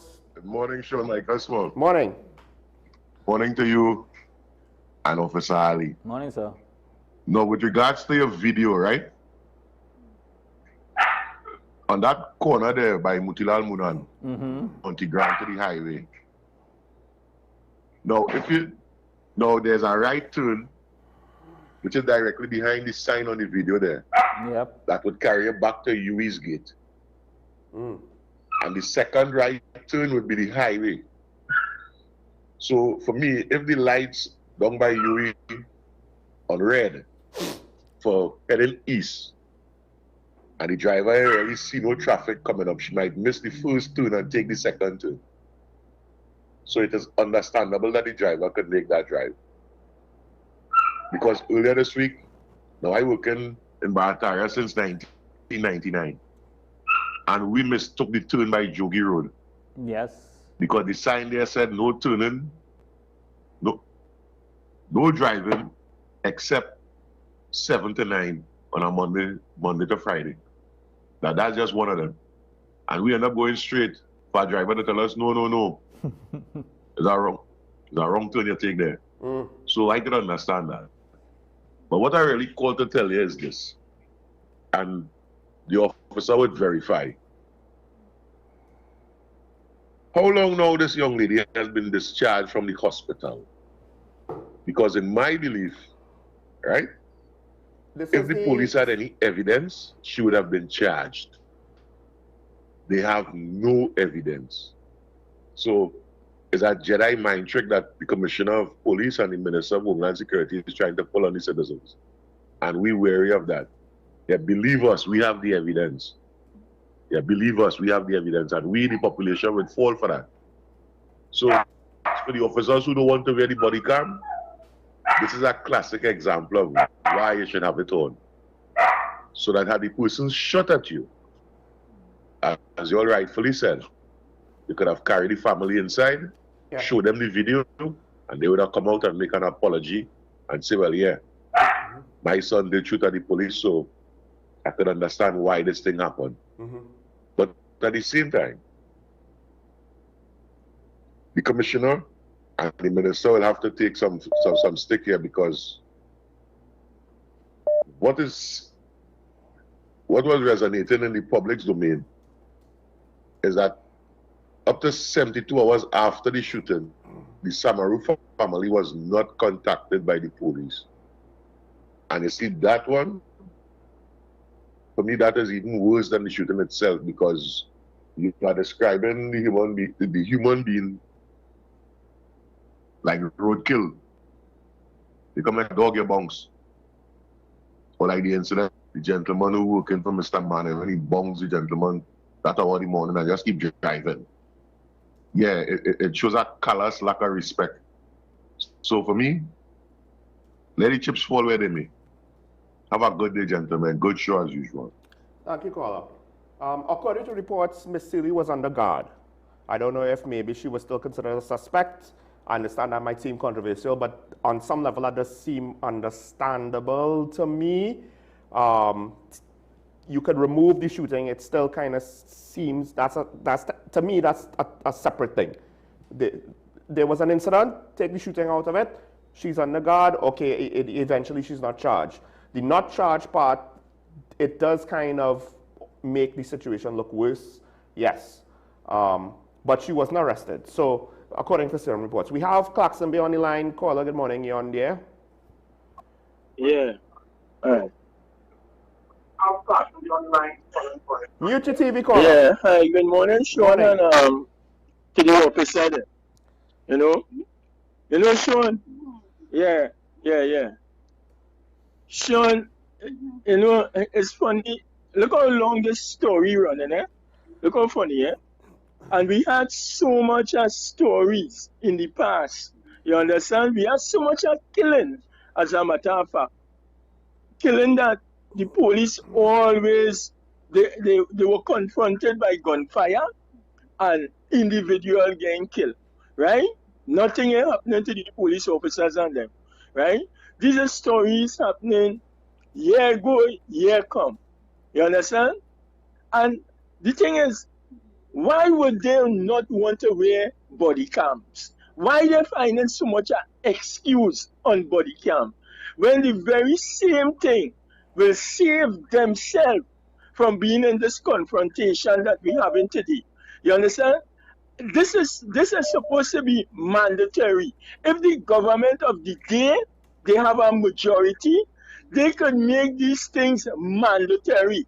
You must wear body cam to save all this allegation, this confrontation that you're not sure, and all these kind of things that people could get proper justice, that they could want to come to the police and make whatever information they have, they could come and tell the police. But if these people continually to find a way and say, we don't have to wear it, you understand? We're giving the public to think is that then the police and them had to be under mischief. You understand? Because something that will save you and bring out light to the population, you don't want to do. Then all you're corrupted. That's the only conclusion you can come to, you know. Yeah. You have to be corrupted.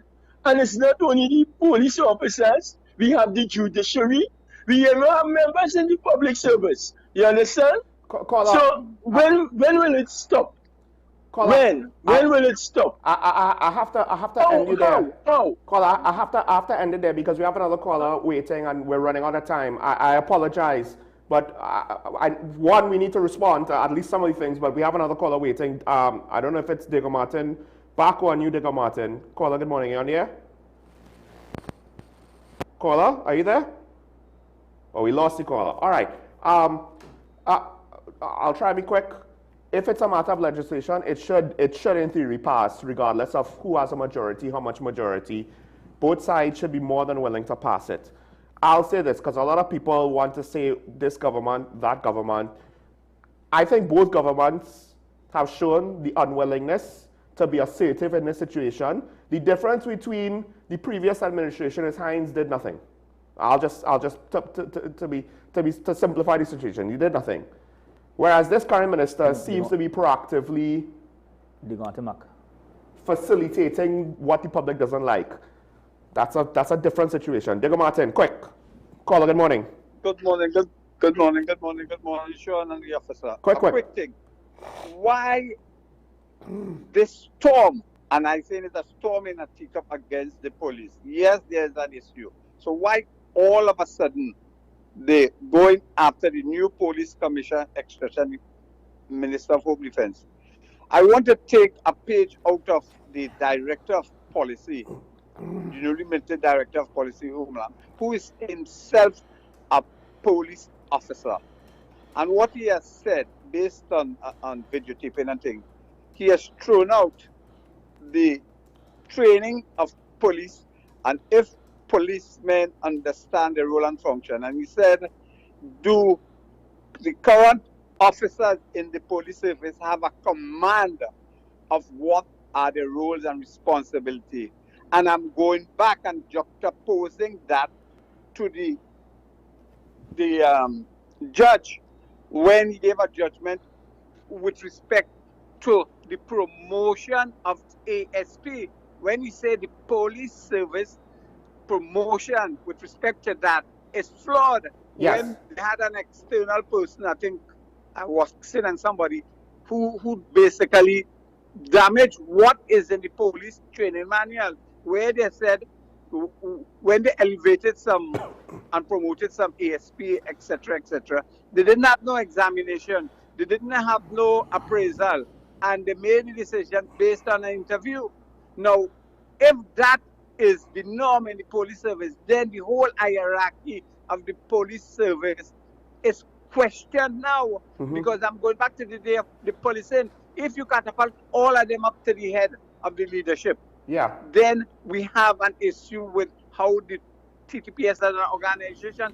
And one of the things that officer said, no one man can change the police. You need a complement of good leadership to move the police forward. Caller, we have to end things there. Thank you for that. Why the commissioner and the minister are under so much fire? Because in my opinion, in terms of public communications, it's been that bad. Because their reasoning and logic has been that bad. So now we're going into the content of what they're saying. And because the situation, I understand, you know, some people might say there's worse things than death. But even with the most heinous crimes you could think of, if murder is added on to that, it is considered at a higher level. So I do think to some degree in terms of law enforcement and killings and extrajudicial killing, such a severe outcome, that is in such a way that seems obvious to the public, it is more alarming than HR practices of the police service, because you don't see the consequence yet, and the consequence is not necessarily something as tangible and something as direct and immediate and as severe. Because you could have a bad police service, but you don't necessarily have use of force that leads to deaths that are unjustifiable to a degree, you know. Corruption or bad HR practices come in different forms and flavors and different outcomes. But in this situation, we have an outcome that is perceived to be extremely bad. Extremely bad. And how it's being handled is also perceived to be extremely bad. Now, we'll try and be quick. One of the things that was said, you can't change it with one man. Going back to the whole, what can we recommend? One of the things that I thought is, yes, you can't change the service with just a commissioner alone. I think two people might have said it, or it might have been Digger Martin both times. But you could start with that, because he is the leader. You could start with that. And I think on some level that might have been the hope that new leadership could have been the start of seeing maybe new policies, new procedures, advising the government, new legislation, but we're kind of not seeing that. So to what extent does the service need to be restructured on a whole? To what extent is it just the HR practices, including the service commission, needs to be restructured?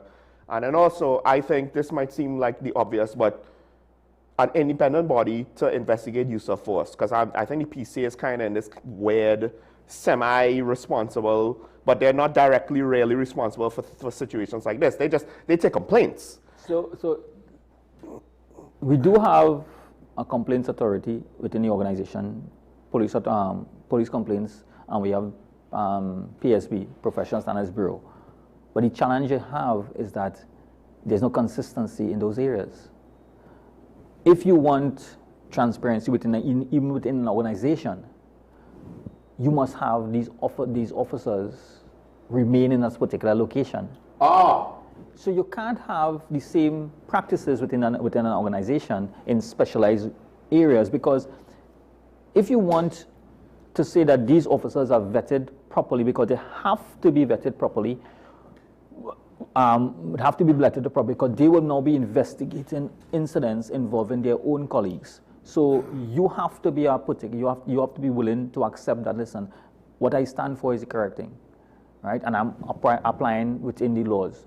You may be segregated like all internal affairs organization in around the world, because nobody wants to be investigated by their own colleagues and believe that, you know, they're here to make my law smooth work. But what they are there to do is to ensure that there is accountability within your organization, not for the public, you know, alone, you know.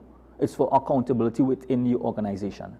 So It might simply means that it might be change in the structure because there's no need to reinvent the wheel. It's to improve on the systems and the units and how they administrate certain aspects of the organization. That might be need to change. There's a lot to it. I hate to say this, but I do think, and one very quick example. Very quick example. Trinidad and Tobago has a mentality that when a situation takes place, when there's a little issues in crimes in particular areas, they want a police station. They want police in the area. Yep. Wanting a police station in the area, then the next argument is that they don't have enough.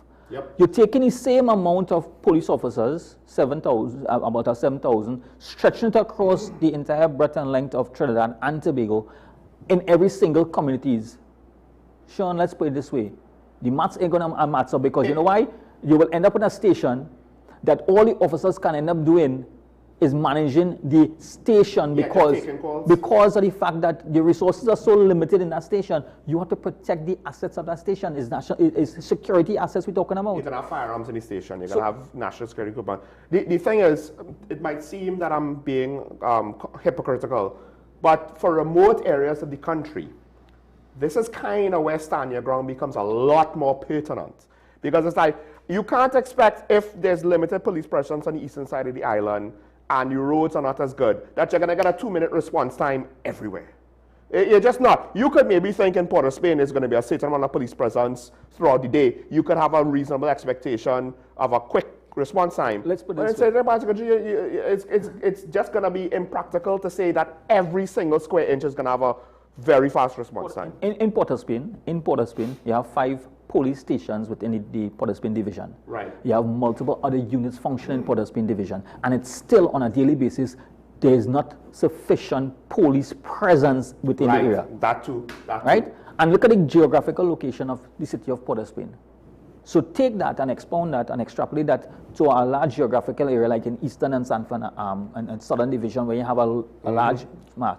How much police do you think you need in all these? Because if you have police in like Blanchisseuse, Icacos, Mayaro, it's not like if they're in Chaguanas or St. Augustine where it's somewhat central so they could kind of go in multiple different directions. They're like in corners and could only service the little corner pockets. So sometimes I ask the question whether or not the public really knows what they really want. You see, part of it is, this is where leadership, both politically and in the service, to manage expectations. Corporations have to do this. You have to manage the expectations so that the expectations are reasonable. It's not about lying. It's not about spin, right, to make things seem better than it is. It's about being upfront, setting reasonable standards, and I said this earlier, maybe they don't want to set standards because then the public will hold them to standards, right? But I do think that the HR situation needs to improve drastically. That probably needs to be blown up. And dare I say, if this was a different situation, like with the airline, the reputation is so bad. The brand is so damaged. If this was a commercial entity, you would say you need a rebrand. Now, I don't know if we go from the TTPS to the TTPD, and people might look at that very skeptically. Because again, this is not like BWI to CAL. This is not on the same level, right? But to some extent, you have to do something drastic enough that the public is willing to reset their opinions in their minds. And it can't just be, well, trust us, we're going to improve eventually over time at some point in the future, maybe. Right? And I think a lot of legislation needs to be put in particular, to manage certain things like accountability, like body camera footage, and how and when it could be revealed. Now, that's me asking the politicians, who at times don't know what they're doing, to solve a complex problem. So I understand by my own previous statements, that's a very ironic thing for me to say. But let's just go with it, right? That's the ideal, right? That's what we should be expecting from our governments. And I think they're smart enough in theory. It's just that we haven't seen the execution of legislation from any parliament for a while, in my opinion. I just hope that this current situation, as unfortunate as unfortunate as it is, and with the amount of energies extended across the board with the push for body cameras and a level of transparency in the organization, I hope the energy does not die out. Yes. And we actually get more energy into getting the body cameras within the organization push further, because it helps both sides. Transparency across the board in terms of the assisting the police, ensuring transparency, and highlighting to the public that not all interactions with police are wrong. It also, because police could pull out their own cell phones. We saw that with the traffic stop of Guy Griffith's daughter and her husband. But I think, and it's shown, there's some evidence to show that police body cameras, on official camera, de-escalate situations, because now the member of the public is officially being recorded. Exactly. Not recorded by the police cell phone. No, so now they are going to limit themselves, and they're not going to jump out and do something too wild. That's going to cause the police to respond, whether responsibly or irresponsibly, but the point is they're responding to wild behavior. Things get out of hand either way, right? I'll say this, also, to go back to the question Mr. Digger Martin said, one of the reasons why it's blown up with this issue, and I think you would agree, this is an ongoing conversation with police use of force, with the justifiable shootings of individuals and the questions over shootings, right? This situation gives a more blatant visual over a situation that people can't accept. But the body camera conversation didn't just come here. It was from before. To be fair, it started with the previous administration, with a previous commissioner, and so on, right? So this is the boiling point of an ongoing issue the public has that probably includes the Mova triple homicide case that involves 8 police officers. That's now before the courts, because that was a few years ago, and it probably includes other incidents. But this one, with this footage, and also how it's being defended by the minister and the commissioner, now it's a tipping point where it's very difficult for members of the public to ignore. And if you want to use that as commentary as, why does it have to be reach this far? Why does it have to be this bad before the public will start to be up in arms on things? You could say that about just about any and everything. If it's not obviously bad, a lot of people will just ignore it, put their head in the sand and move on, because they don't want to deal with that. That's why a lot of people don't follow, or young professionals don't follow the news, don't follow politics. They don't want to be involved. They don't want to even hear about it. They just want to do their jobs, earn their money, and they hope and pray that the country doesn't collapse around them. Now, let's just take the comment quick. Mr. Rima, I wasn't disagreeing with you. I didn't know that she was discharged. I just didn't see it, so that was the only thing that I wasn't sure about. But yes, she wasn't charged for any offense. And basically, as I've said before, if not today, I've said it before, it kind of makes it even worse, because at least some of the members of the public are trying to say, well, we don't know what she was doing, right? We saw his hands up. We don't know what she was doing. Not only do we not have any evidence that she had a gun, but she wasn't charged. So to me, that kind of blows that excuse up. So what else do they got? They say they have evidence. Evidence of what? We don't know. So we have to be very cautious with respect to it. I mean, police has to be how to operate within the umbrella of the law, as well as try to be as sympathetic to the situation as they can. Yeah. Yes, she was still a suspect in an ongoing investigation. The investigation is not the investigation. The shooting is another investigation. It's about why they flee and what the information they have as to what offense they may or may not have committed. Yeah. She was still under police guard because she is also a material witness into an investigation, and she could also be a suspect in whatever investigation. So once you're a suspect and you're in custody, the police officers who have that person, the person is on arrest. So the thing is, it looks bad because there is a narrative implied that she was insisting there is no gun, there is no gun. And as was pointed out, her mother was not allowed to visit her.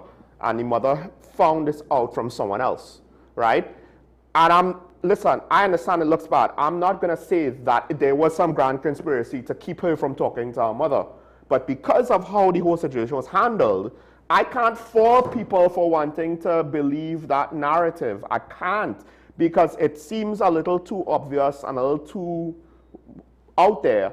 But at the end of the day, one would not have thought, hey, a man with his hands up was going to get gunned down by 3 wrong bursts multiple times. And even though she has been discharged, it does not mean that she cannot be charged, because a file has to be prepared, sent to the DPP for the DPP to review to determine whether or not there's sufficient evidence for charges to be laid against the individual. So notwithstanding that she has been discharged from hospital, it does not mean that she cannot be charged pending the outcome of the investigation. I do not know the investigation and what information they have with respect to it. We'll close with this, because I said this earlier this week. I am bothered by the fact that people need one side to be always right and the other side to be always wrong. Or not that one side is always right, but one of the sides, whichever one it is, when they confront an issue, there has to be a good guy and a bad guy. There has to be a right and wrong. And to what Ashraf is saying, they could have been involved in something illegal. It could have started off with a legitimate police response to something, right? That an investigation into that might cause her to get charged for something. This is not, I hope that if the family hears this, I'm not trying to imply anything. This is more like a matter of fact. It is possible to happen. That doesn't justify the shooting. The shooting is a separate situation now. The shooting needs to be justified on its own merits. Was there any immediate threat to the public or to the officers at the moment, right? We don't know. We only know the video where the gentleman in the video, I think it's safe to say he wasn't a threat to anybody, because both of his hands were visible and he did not have a weapon in either hand, and nothing was pointed at anybody, right? And I think it's safe to say I expect that she was not a threat either at that same point in time. But honestly, we don't know, so we can't speak in affirmative all of the other circumstances. But for the sake of the shooting, at least so far, that is irrelevant to me, right? With respects to her and what she went through, and I suspect it might be some minor infraction, to be honest, that got out of hand. And as you're on that, and we are very close to closing, that is the risk that this organization, the Organization of Trinidad and Tobago Police Service, runs when it comes to sharing information at critical incidents. Opinions will be formed when persons view footages. They make their opinions based on their personal interactions with police officers over a period of time. Their predisposition as to how they believe. So you cannot change persons' positions, because you and I could sit here and discuss the merits of the video on all different angles. However, we do not know how persons view police officers on a regular basis, because they would have interacted. Some police officers have a negative interaction, some may have a positive interaction. Many of the police officers out there have families who live in Trinidad and Tobago, who are members of our communities, who we have friends and families who are police officers. That does not change the fact that if wrongdoing has been done, and this is an incident, it means that all police officers are wrong. This incident is an unfortunate situation where the discussion is about the use of force, whether or not there was excessive force, whether or not there was the officers was justified in how they carried out action. That is not for us to decide. An investigation will decide that, and it has to go before court of law. But we cannot stop the discussions that is being held both on social media and the opinions of how people are viewing things. But my thing is, everything needs to be assessed on the merits of its own individual situation, right? I suspect if the young man and young lady did anything wrong, it was minor. It could be that they were completely innocent. We don't know. That and all deserves an investigation, right? It might seem harsh and uncaring, but look, at the end of the day, law enforcement has to do certain things, right? And again, that is separate to the shooting.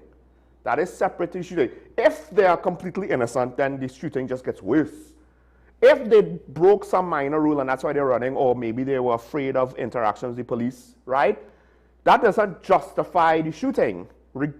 Even if they did something really bad. The only thing, it's a very oversimplified situation, right? Because these things are far more complex.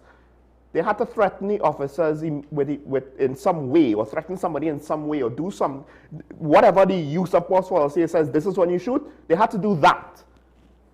So far, there's nothing to suggest they did that, but the whole chase, that's a whole separate question. Why, how, and speculating about it is not going to help. I just wanted to reiterate that point, the individual merits of each situation, because again, too many people is like, no, well, either the police are the heroes and good guys and 100% right, and the couple in the car are 100% wrong, or the couple in the car are 100% right, and the police are 100% wrong.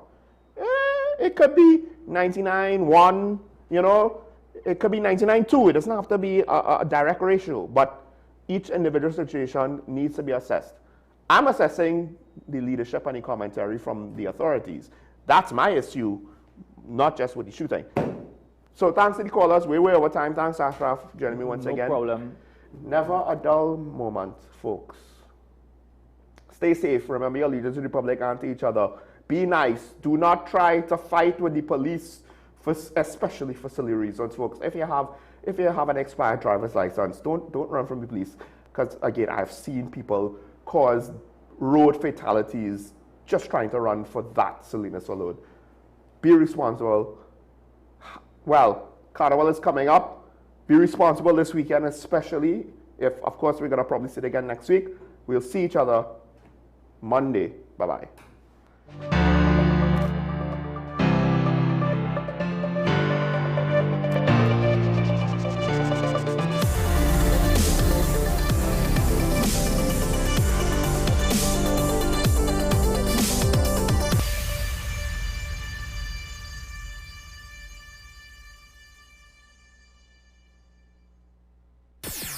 WESN.